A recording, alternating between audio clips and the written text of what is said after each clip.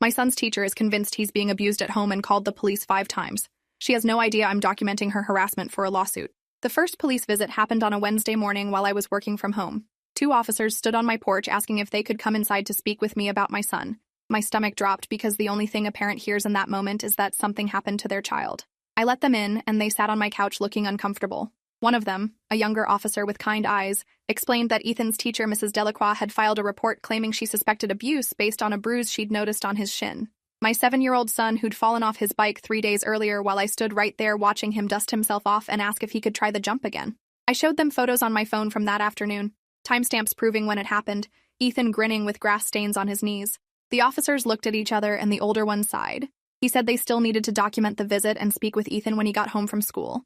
I called my husband Derek at work and he came home immediately. We sat together on the couch feeling violated while strangers examined our home and asked our son invasive questions about whether mommy or daddy ever hurt him. Ethan looked confused and scared. He kept asking if he was in trouble for falling off his bike. The CPS investigator arrived 2 days later, a woman named Patricia Gaines who looked as tired as I felt. She went through our house room by room, checking for safety hazards and signs of neglect. She interviewed Ethan separately, and then together with us. She reviewed his medical records showing regular checkups and vaccinations. She spoke with his speech therapist who confirmed he'd been seeing her twice weekly for a mild articulation disorder since kindergarten. Patricia closed her notebook and told us what we already knew. There was absolutely no evidence of abuse or neglect. Our home was clean and safe. Ethan was healthy and well cared for. The bruise was consistent with a bike accident. She'd be closing the case with no findings. I asked her about Mrs. Delacroix and why a teacher would report something so easily explained. Patricia's expression shifted to something between sympathy and warning. She said teachers are mandated reporters, and sometimes they err on the side of caution. She suggested we might want to speak with the principal about the situation. I thanked her and showed her out, then immediately emailed the principal requesting a meeting. Principal Novak met with Derek and me the following Monday in his office lined with participation trophies and motivational posters. He listened to our concerns about Mrs. Delacroix filing a false report without even asking us about the bruise first. He nodded sympathetically and said he understood our frustration. Then he explained that Mrs. Delacroix was an experienced teacher with 19 years in the district who took child welfare very seriously. He said the school supported teachers making reports when they had concerns, even if those concerns turned out to be unfounded. He suggested we view this as everyone simply wanting to protect Ethan. I asked what would happen if Mrs. Delacroix continued making unfounded reports. Principal Novak's smile tightened. He said he hoped that wouldn't be necessary, and that we could all move forward with Ethan's best interests at heart. Derek squeezed my hand hard enough to hurt. We thanked the principal and left feeling dismissed and unheard. In the parking lot, Derek said we should consider transferring Ethan to a different school. I said no. We shouldn't have to uproot our son because his teacher made a mistake. We just needed to be more careful about documenting everything. Mrs. Delacroix sent home a note the next week commenting on Ethan's behavior in class. She wrote that he seemed withdrawn and reluctant to participate in group activities. She noted that he appeared tired and had difficulty focusing. She suggested we might want to have him evaluated for attention issues or emotional problems. I read the note 3 times, anger building with each pass. Ethan's previous teachers had always described him as quiet but engaged, shy around new people, but warm once comfortable. His kindergarten teacher called him a delight. His first-grade teacher said he was a joy to have in class. Now suddenly he was withdrawn and unfocused. I emailed Mrs. Delacroix asking for specific examples of the behaviors she was concerned about. She responded that it was just her professional observation as an experienced educator. She said she could tell when a child was struggling with something at home. The implication was clear and infuriating. I showed the email to Derek and he went pale. He said we needed to talk to a lawyer. I said not yet. We needed more evidence of a pattern first. One false report could be explained away as overcaution. If she did it again, we'd have grounds to act. The second police visit came 3 weeks later. Ethan had stayed up late on a Friday night watching a movie with us, some animated thing about talking animals that he loved. He'd fallen asleep on the couch around 11, and we'd carried him to bed. Saturday morning he slept in until 9, which was normal for weekends. Monday morning he was tired because his sleep schedule was off. He went to school rubbing his eyes and asking if he could stay home. I said no, he needed to go to school. Mrs. Delacroix apparently decided his fatigue was evidence of something sinister. The police showed up at my door Monday afternoon while Ethan was still at school. Different officers this time, a man and a woman who both looked skeptical before they even started asking questions. They wanted to know why Ethan had come to school exhausted. I explained about the late movie night and sleeping in on the weekend. The female officer asked why we'd let a 7-year-old stay up until 11 on a school night. I said it was Friday, not a school night. She wrote something in her notebook that felt like an accusation. They asked to see Ethan's bedroom, and I showed them upstairs to his room with the dinosaur sheets and the bookshelf full of chapter books. They looked around without touching anything and then thanked me for my time. After they left, I sat on Ethan's bed and cried angry tears because my parenting was being scrutinized over a late bedtime on a weekend. I called Derek and told him we needed that lawyer now. He agreed and gave me the name of someone his colleague had used for an employment discrimination case. I called that afternoon and got an appointment for the following week with an attorney named Judith Ramsey. She was in her 50s with gray hair cut short and sharp eyes that didn't miss anything. I laid out everything that had happened, the false reports, the dismissive principal, Mrs. Delacroix's implications that we were harming Ethan. Judith listened without interrupting and took notes in precise handwriting. When I finished, she asked how many times Mrs. Delacroix had filed reports. I said twice so far. Judith set down her pen and looked at me directly. She said 2 reports wouldn't be enough for a harassment lawsuit. We'd need to establish a clear pattern of malicious behavior. She asked if I'd been documenting everything. I showed her the emails and the note about Ethan being withdrawn. Judith nodded and said I needed to keep doing exactly that. Save every communication. Record every phone call if it was legal in our state, which it was. Request copies of all police reports and CPS investigations. Keep a detailed log of every interaction with Mrs. Delacroix. If she continued filing false reports, we'd eventually have grounds for a case. Judith warned me this could take months and would be emotionally exhausting. She asked if I was prepared for that. I said yes without hesitation. The 3rd report came a week later. Ethan had worn the same green dinosaur shirt to school 2 days in a row because it was his favorite and he'd thrown a fit when I suggested something different. I'd let him wear it because picking battles with a 7-year-old over clothing felt pointless. Mrs. Delacroix apparently saw this as evidence of neglect. The police called this time instead of showing up, which felt like progress until I realized it meant they were taking the reports less seriously and just going through the motions. The officer on the phone asked about Ethan's clothing and whether we had adequate resources to provide clean clothes. I explained that we had plenty of clothes, but Ethan was particular about his favorites. The officer sighed and said he understood. His own kid wore the same superhero shirt for a week straight once. He said he'd note the call and close it out. I thanked him and hung up feeling relieved but also aware that these reports were creating a file somewhere with our name on it. Even if each individual report was unfounded, the accumulation of them painted a picture I didn't want attached to our family. I started keeping a detailed log that night. A spreadsheet with dates, times, descriptions of every interaction with Mrs. Delacroix, copies of every email and note, summaries of every police visit. I documented Ethan's daily routine, what time he went to bed, what he ate for breakfast, who dropped him off at school and picked him up. I saved receipts from his speech therapy appointments and his regular pediatrician checkups. I took photos of his bedroom, his closet full of clothes, the refrigerator stocked with food.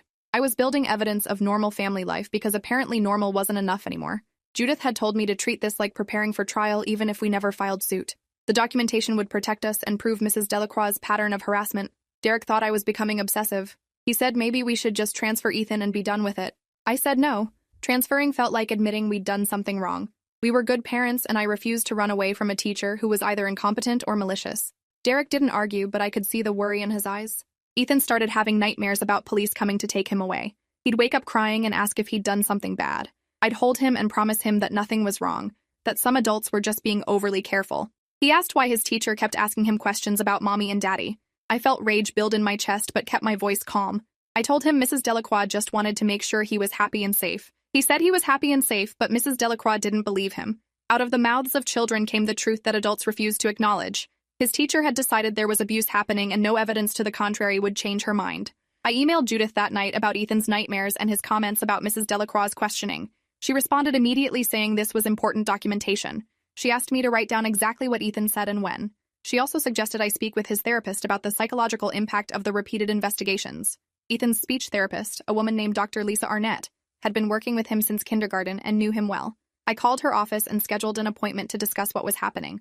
Dr. Arnett listened to everything with growing concern.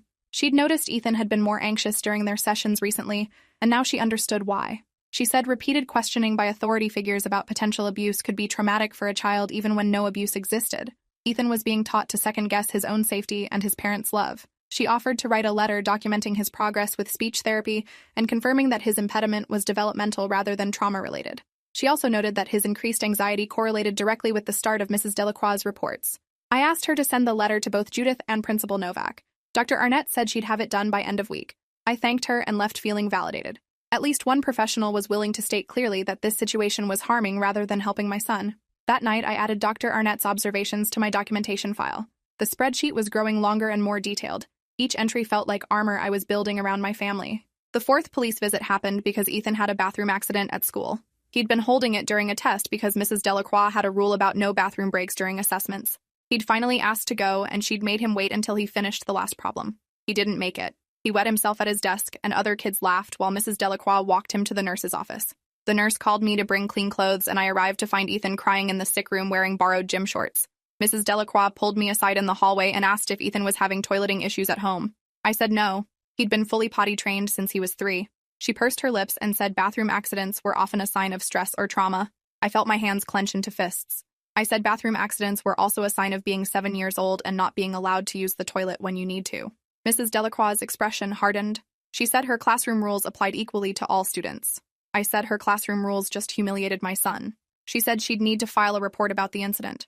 I said she could do whatever she wanted and walked away before I said something I'd regret. The police called that afternoon. Same female officer as before who sounded bored. She asked about Ethan's bathroom accident and whether he had a history of incontinence issues. I explained what happened and that he'd been denied bathroom access during a test. The officer said that was unfortunate but didn't explain why a police report was necessary. I asked her directly why this warranted police involvement. She said Mrs. Delacroix had reported it as a potential sign of abuse. I laughed because the alternative was screaming. I said a teacher denying a child bathroom access and then reporting the inevitable accident as abuse was perhaps the most backward thing I'd heard. The officer agreed it seemed strange but said she had to follow up on all reports. She asked if I wanted to file a counter-complaint about the bathroom denial.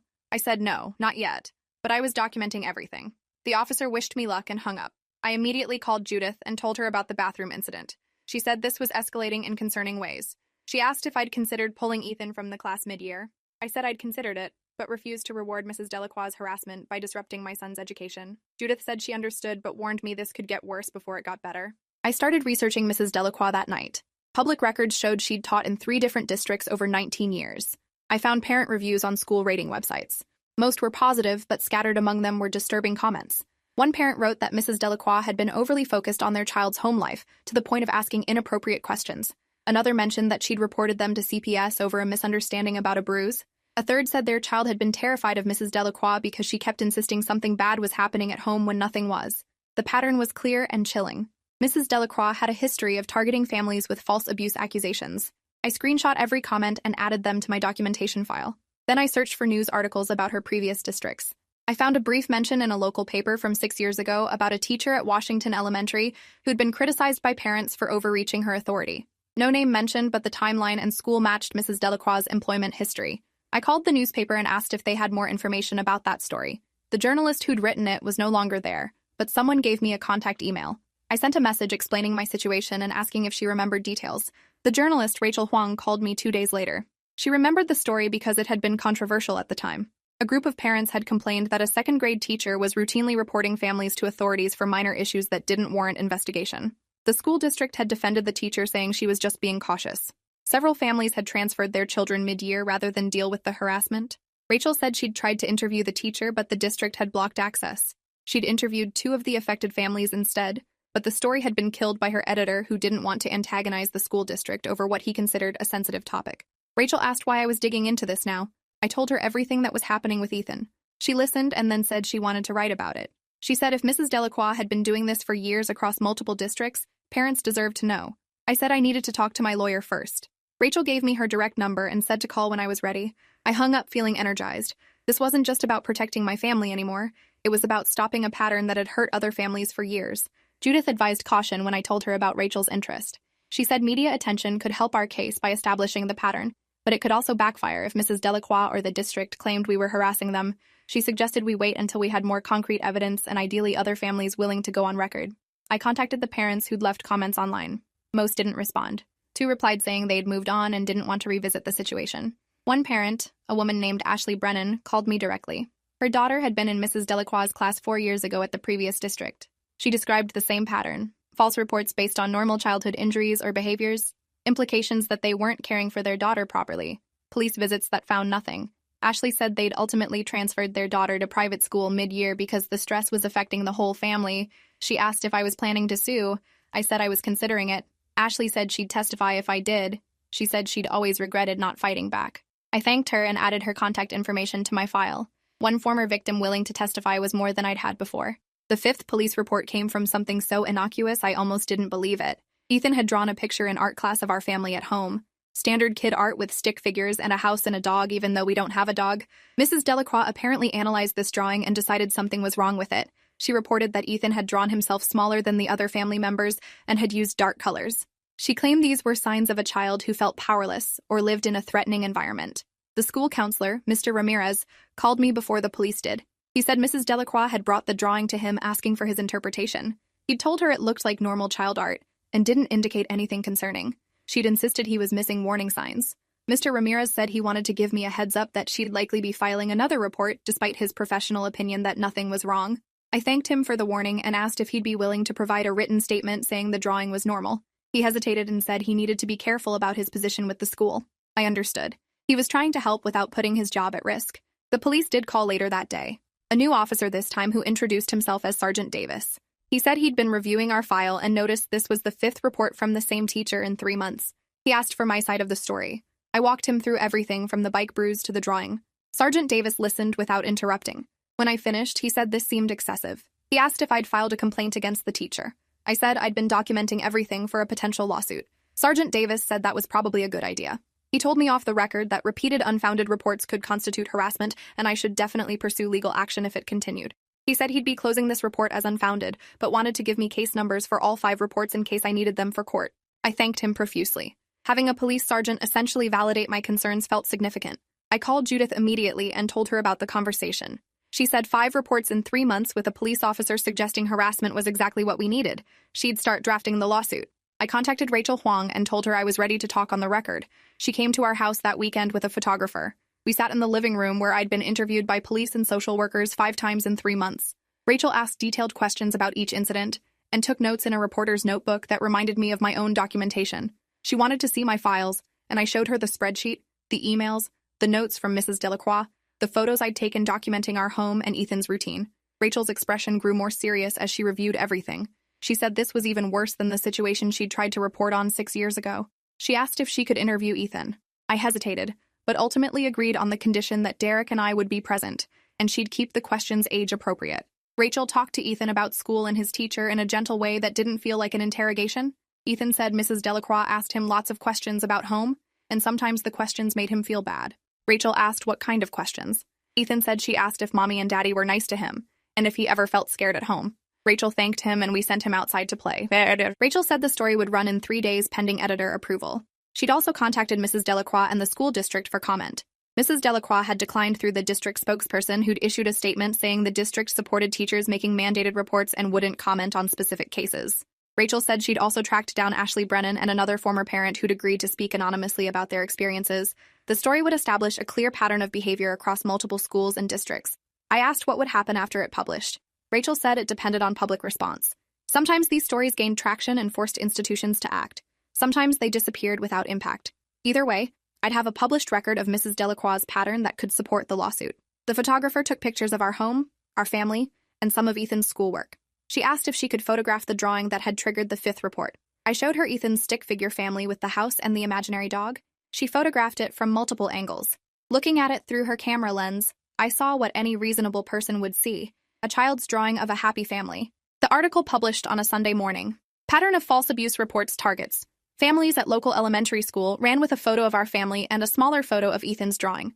Rachel had done thorough work. She'd documented all 5 reports against us, interviewed Ashley Brennan and the anonymous parent, included statements from our pediatrician and speech therapist attesting to Ethan's well-being, and noted that police had closed all investigations with no findings. She'd also obtained comments from a child welfare expert who explained how repeated false reports could traumatize children and families. The expert specifically stated that Mrs. Delacroix's interpretation of normal childhood behaviors as abuse indicators showed a fundamental misunderstanding of child development. The article ended with a call for the school district to review their reporting protocols and provide oversight for teachers who made multiple unfounded reports. My phone started ringing before I finished reading it.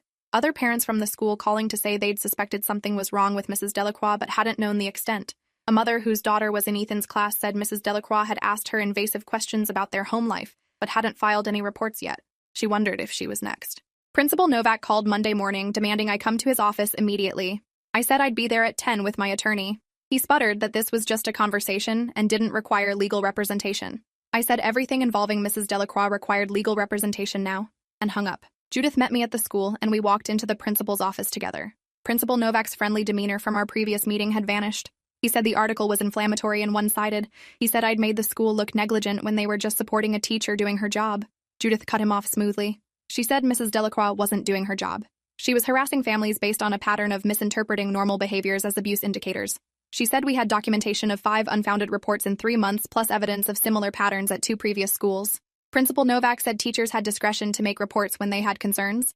Judith said discretion wasn't the same as repeatedly filing false reports against families who'd been cleared multiple times by authorities. She slid a folder across his desk. Inside was our notice of intent to file suit against both Mrs. Delacroix and the school district for harassment, defamation, and emotional distress. Principal Novak's face went red as he read the notice. He said we were overreacting and making this personal. I spoke up for the first time and my voice was ice. I said Mrs. Delacroix had made it personal when she accused us of abusing our son 5 times based on a bike bruise, a late bedtime, repeated clothing, a bathroom accident, and a child's drawing.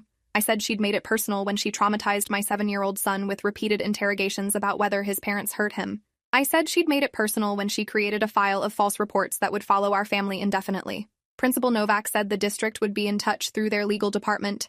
Judith said we looked forward to hearing from them. We left his office and I felt lighter than I had in months. The lawsuit was real now. The fight was official. Mrs. Delacroix would finally face consequences for what she'd done to us and other families. Judith warned me as we walked to our cars that the district would fight hard. They'd claim Mrs. Delacroix was just being cautious and that we were vindictive parents upset about normal reporting. I said let them claim whatever they wanted. We had truth and documentation on our side. The district's legal response came 2 weeks later. They denied all allegations and claimed immunity for Mrs. Delacroix's reports under mandated reporter protections. They argued that teachers were required by law to report suspected abuse and couldn't be held liable for good faith reports that turned out to be unfounded. Judith had anticipated this argument. She filed an amended complaint specifying that our case wasn't about individual reports, but about a pattern of harassment showing malicious intent rather than good faith concern. She included Ashley Brennan's testimony about similar treatment 4 years ago at a different school. She included statements from 3 other families who'd come forward after the article published, all describing the same experience of repeated false reports based on trivial matters. She included the police sergeant's statement that 5 reports in 3 months from the same teacher seemed excessive. She included Dr. Arnett's letter about the psychological harm to Ethan. The amended complaint painted a picture of a teacher who'd been doing this for years across multiple districts while schools looked the other way. The district's lawyers requested a meeting to discuss settlement. Judith said that was a good sign. It meant they were worried. The settlement meeting happened at the district's administrative building with their lawyers, Principal Novak, the superintendent, and the district's insurance representative. Judith and I sat across the conference table from 6 people whose jobs involved making this go away quietly. The lead attorney, a man named Preston Voigt, offered us $50,000 to drop the lawsuit and sign a non-disclosure agreement. Judith laughed out loud. She said our documented damages exceeded $200,000 when accounting for emotional distress, therapy costs, legal fees, and the ongoing impact on Ethan. She said Mrs. Delacroix needed to be terminated and barred from teaching to prevent her from targeting more families. Preston said the district wouldn't terminate a teacher with 19 years' experience over a disagreement about reporting practices. I leaned forward and asked him how many families needed to be harassed before it stopped being a disagreement. He didn't answer. The superintendent, a woman named Dr. Ellen Corbin, finally spoke. She said the district took these allegations seriously but had to balance protecting teachers with addressing parent concerns. Judith said they'd failed at both. They'd failed to protect families from a teacher with a documented pattern of false reports, and they'd failed to protect themselves from obvious liability. The meeting ended without agreement. Preston said they'd consider our demands and respond within 2 weeks. As we left, Dr. Corbin pulled me aside. She said off the record that she was appalled by what I'd documented. She said Mrs. Delacroix had been flagged internally before for overreaching, but previous administrators had protected her. She said if we proceeded with the lawsuit, she'd make sure the district didn't fight as hard as they were threatening. I asked why she wouldn't just fire Mrs. Delacroix and solve this without court. Dr. Corbin said the teachers' union made termination complicated, and the board was worried about the optics of firing someone for reporting suspected abuse. I said the optics of defending someone who'd harassed multiple families for years seemed worse. Dr. Corbin nodded slowly. She said she'd do what she could. I thanked her and left feeling like maybe we had an ally inside the system. Judith said not to trust administrators bearing sympathy. They'd say anything to avoid admitting institutional failure. I said I understood, but was still glad someone inside acknowledged the problem. 2 days later, local news picked up the story. A television reporter requested an interview, and I agreed against Judith's advice. The interview aired during the evening news with clips of me describing the 5 police reports and Ethan's nightmares. The reporter had also interviewed Ashley Brennan and 2 of the anonymous families who'd come forward. The story ended with a statement from the district saying they were reviewing the situation. Viewer response was immediate and overwhelmingly supportive. The station's Facebook page filled with comments from parents sharing similar experiences of overzealous teachers or false CPS reports. Several comments mentioned Mrs. Delacroix by name, parents saying they'd heard rumors about her but hadn't known the extent. One parent said she'd requested her daughter be moved out of Mrs. Delacroix's class mid-year after the teacher had made concerning comments about their family. The story generated enough attention that the school board scheduled an emergency meeting to address the situation. Judith said, "This was exactly what we needed. Public pressure forcing action that the district wanted to avoid." The school board meeting was packed with parents and media. Mrs. Delacroix sat in the front row with a union representative. She looked smaller than I remembered, older and more fragile. For a moment, I almost felt guilty. Then I thought about Ethan's nightmares and the guilt evaporated. The board president opened public comment and 15 people signed up to speak. The first was Ashley Brennan, who described her family's experience 4 years ago. She said she'd transferred her daughter to escape Mrs. Delacroix's harassment and always regretted not fighting back. The second speaker was another former parent who'd moved to a different district after Mrs. Delacroix filed 3 reports in 2 months over things like a scraped knee and tiredness. The third was a child psychologist who explained how repeated interrogations about abuse could traumatize children and teach them to distrust their own reality. Speaker after speaker detailed Mrs. Delacroix's pattern of behavior. When my turn came, I walked to the microphone with my documentation file. I held it up and said it contained evidence of 5 police reports, 3 CPS investigations, dozens of inappropriate emails, and statements from professionals attesting that my son was healthy and well cared for. I said this wasn't about one teacher making one mistake. This was about years of systematic harassment that the district had enabled by failing to provide oversight. Mrs. Delacroix requested to speak. The board president initially denied her, but the union representative insisted she had a right to defend herself. Mrs. Delacroix approached the microphone and her hands were shaking. She said everything she'd done was to protect children. She said she'd grown up in an abusive home where teachers had missed the signs. She said she'd dedicated her career to making sure no child suffered the way she had. She said sometimes she saw warning signs that others missed, and she couldn't stay silent even when it made her unpopular. Her voice cracked when she said she'd never meant to hurt anyone. She just wanted to save children who couldn't save themselves. The room was silent when she finished. I understood then what drove her, and it made everything worse. Mrs. Delacroix wasn't malicious. She was traumatized and projecting her childhood onto every student she taught. She saw abuse everywhere because that's what she expected to find. She couldn't distinguish between actual warning signs and normal childhood experiences because her reference point was skewed.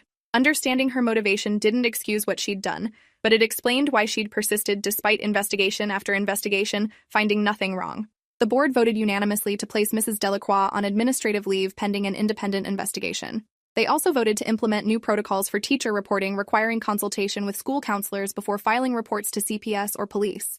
The union representative objected that this would discourage teachers from reporting real abuse.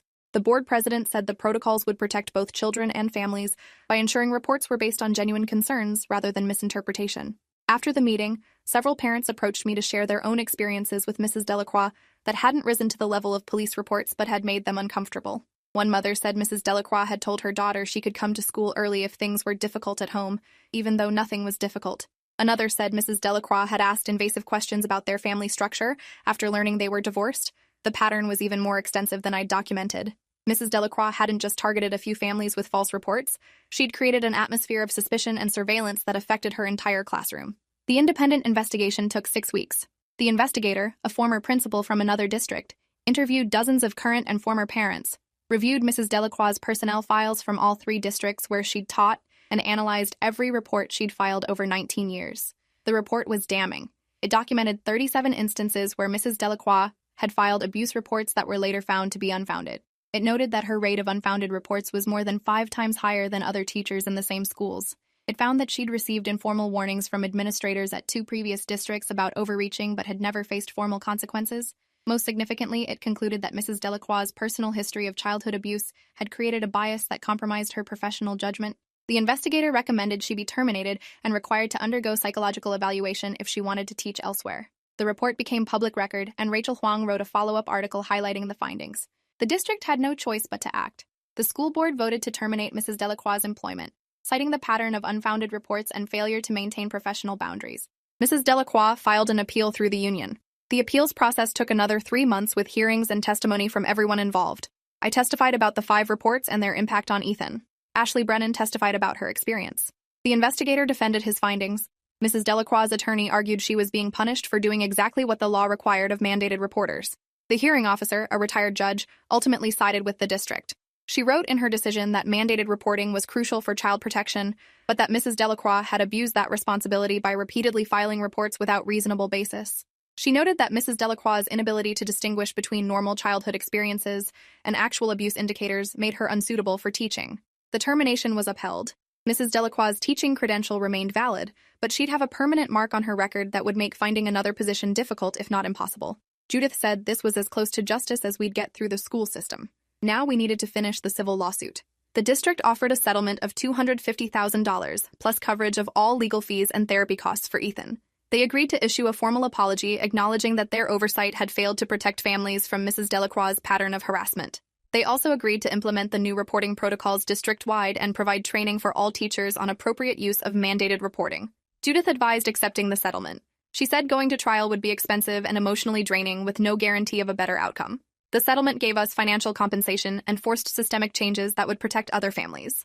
I asked what would happen to Mrs. Delacroix personally. Judith said we could pursue a separate case against her, but she likely had limited assets, and the emotional toll might not be worth it. I thought about that for several days. Part of me wanted to pursue every possible consequence, but another part recognized that Mrs. Delacroix was herself a damaged person whose trauma had created a cycle of harm. Taking everything she had wouldn't undo what she'd done to us or help her heal her own wounds. I told Judith to accept the settlement and drop any claims against Mrs. Delacroix personally. Ethan transferred to a different school for 3rd grade. His new teacher, Mr. Kapoor, was warm and enthusiastic without being intrusive. Ethan's speech continued improving with Dr. Arnett's help. His nightmares faded gradually over the summer. He still asked occasionally why Mrs. Delacroix had been so worried about him. I told him she'd had a hard childhood, and sometimes adults who go through bad things see problems that aren't really there. He asked if she was okay. I said I didn't know, but I hoped she would be. His capacity for empathy towards someone who'd hurt him was humbling. We used part of the settlement to pay for additional therapy for Ethan to process everything he'd experienced. The therapist said he was remarkably resilient, but that the experience had taught him to question whether adults in authority were trustworthy. We'd need to work on rebuilding that trust carefully over time. I felt guilt about that, even though intellectually I knew Mrs. Delacroix's actions had caused the damage, not mine. I'd just been trying to protect my family by documenting and fighting back. But my decision to keep him in that classroom for months while building a case had extended his exposure to someone who'd frightened him. A year after everything started, I received a letter from Mrs. Delacroix. My first instinct was to throw it away unopened. But curiosity won. She wrote that she was in intensive therapy, working through her childhood trauma and beginning to understand how it had affected her teaching. She said she'd spent 19 years convinced she was protecting children when she'd actually been projecting her own unhealed wounds onto them. She apologized specifically to me and to Ethan for the harm she'd caused. She said she'd fought the termination initially because she couldn't admit to herself what she'd become. But now, after months of therapy, she recognized that she shouldn't be in a classroom until she'd dealt with her own issues. She said she was working with a therapist who specialized in childhood abuse and starting to separate her experiences from other people's reality. She didn't ask for forgiveness or expect a response. She just wanted me to know that she understood now and would spend the rest of her life trying to do better. I read the letter 3 times. Then I put it in the file with all the other documentation, a final piece of evidence that people were complicated and damage created cycles that hurt everyone involved. Rachel Huang won an investigative journalism award for her reporting on Mrs. Delacroix and the systemic failures that allowed the harassment to continue across multiple schools. The award ceremony featured clips from her articles and interviews. Rachel thanked the families who'd come forward, specifically naming Ashley and me. She said our willingness to speak publicly had exposed a pattern that might have continued indefinitely if we'd stayed silent. After the ceremony, she told me she'd received tips about similar situations in other districts, teachers whose personal trauma led them to see abuse everywhere, schools that failed to provide oversight because they were terrified of being accused of not taking child safety seriously enough. She was working on a larger investigation about how mandated reporting laws were being misused by well-intentioned but damaged professionals. I told her I'd help however I could. The settlement included non-disparagement clauses, but nothing prevented me from speaking generally about the importance of appropriate reporting protocols and oversight. Rachel said every story like mine that became public made it harder for institutions to hide behind liability concerns, instead of addressing obvious problems. The school district's new protocols became a model for other districts in the state. Several superintendents reached out to Dr. Corbin asking how they'd implemented oversight without discouraging legitimate reporting. Dr. Corbin, to her credit, was transparent about their failures and what they'd learned. She acknowledged publicly that the district had received warning signs about Mrs. Delacroix for years, but had dismissed them as personality conflicts or overprotective parents, rather than recognizing a pattern. She said the lawsuit had been a wake-up call, that protecting teachers from accountability was different from supporting them professionally. The state education department eventually issued new guidelines for districts on balancing mandated reporting with reasonable oversight. The guidelines specifically addressed how to identify teachers whose personal histories might be affecting their professional judgment and recommended regular reviews of reporting patterns. It wasn't perfect, but it was progress born from the wreckage of what our family had endured. Ethan is 10 now and thriving in 5th grade. His speech impediment is barely noticeable anymore. He still gets anxious sometimes when authority figures ask too many questions, but his therapist says that's normal protective skepticism rather than trauma response. He's learning to distinguish between healthy caution and the fear Mrs. Delacroix instilled. Derek and I are still processing what happened. We both carry guilt about different aspects. He wishes we'd transferred Ethan immediately after the first report. I wish I'd fought back harder from the beginning instead of trying to give Mrs. Delacroix the benefit of the doubt.